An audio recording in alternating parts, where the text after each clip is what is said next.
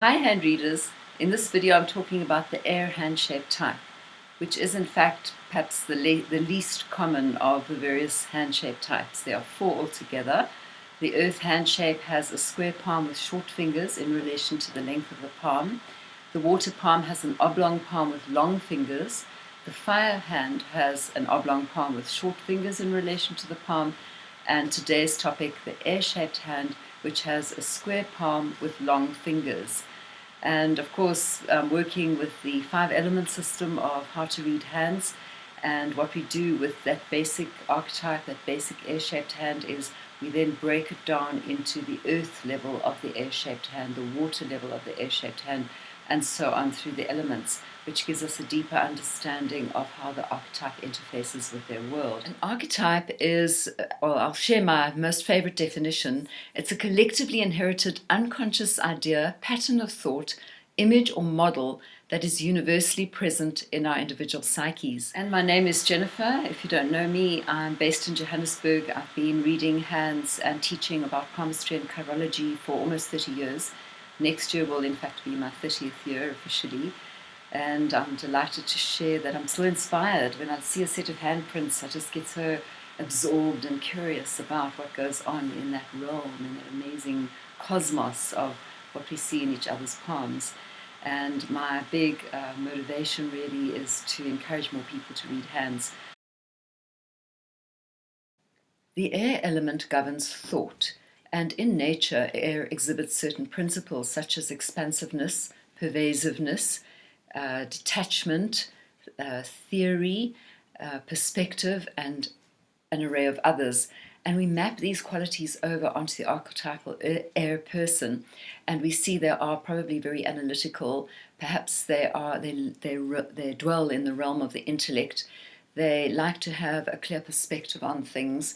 They are quite likely to be a little unconventional in their ways. Now, breaking the basic hand shape down into the 5 levels, which is the earth, water, fire, air, and chi levels of how the air person interfaces with their lives, we're looking at first at the earth level, the level of the body, the health, perhaps the way the person eats, their relationship to their family, and their relationship to money as well as to their country. And air people on a health level could be a little disposed to insomnia. They're quite highly wired on a nervous system level.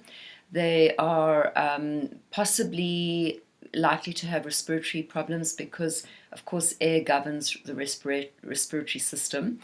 And also the whole sort of neurological nervous system. So any anxiety problems could be linked to, or rather could be a predisposition for the air archetype person. They could be very critical. There's a thought pattern that could be critical, that could predispose to stiffness of joints. That's another possibility. These are very generalized, but we get an idea of where's the susceptibility.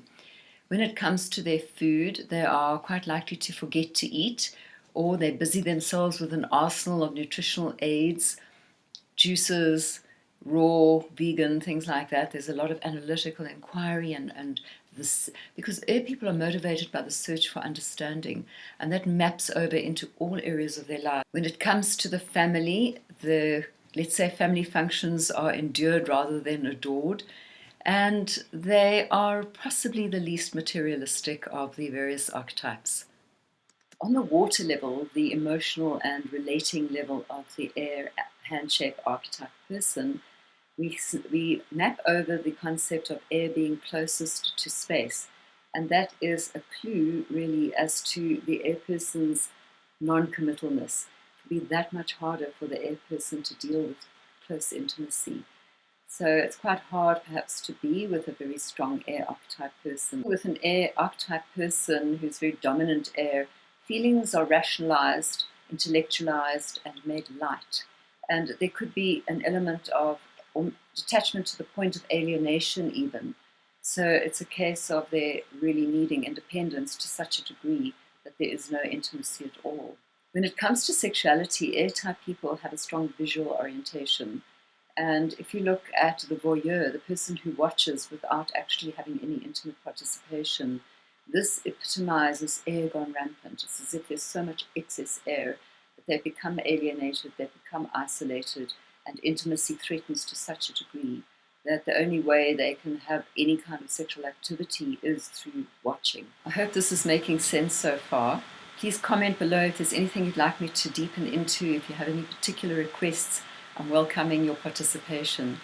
The fire level of the air archetype handshake person governs really their career, their vocation, what it is they like to do in the world, as well as their energy for living and also their creativity.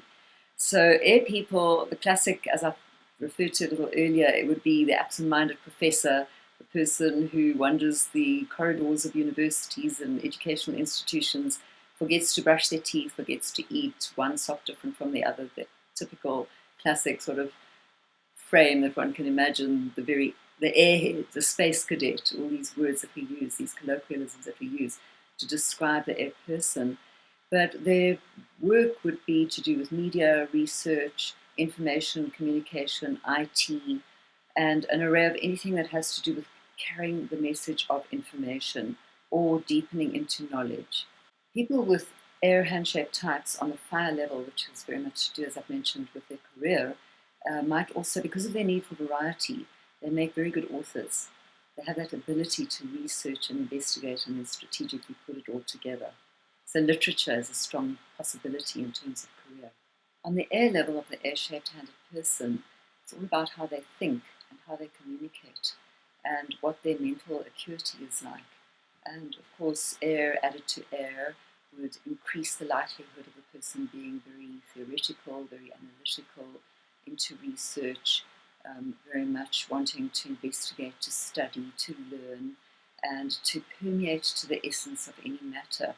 So there's a kind of dwelling in the realm of the intellect, and the aim is for understanding and for the most impartial truth, with, let's say, the minimum of prejudice and misinformation, such a great saying.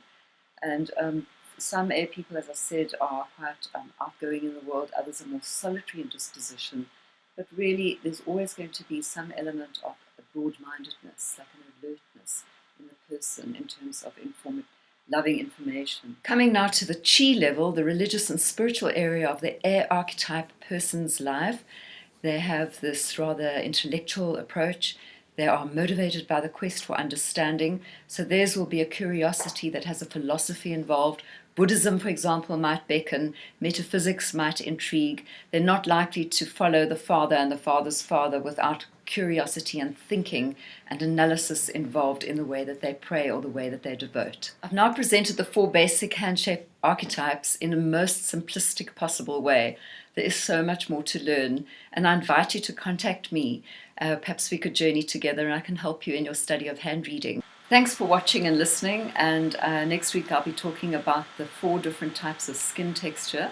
We have them covering the skin, the surface of the hand, the palm, and each pertains to a different element. And please like, comment, subscribe, share, and look forward to seeing you next week. Bye for now.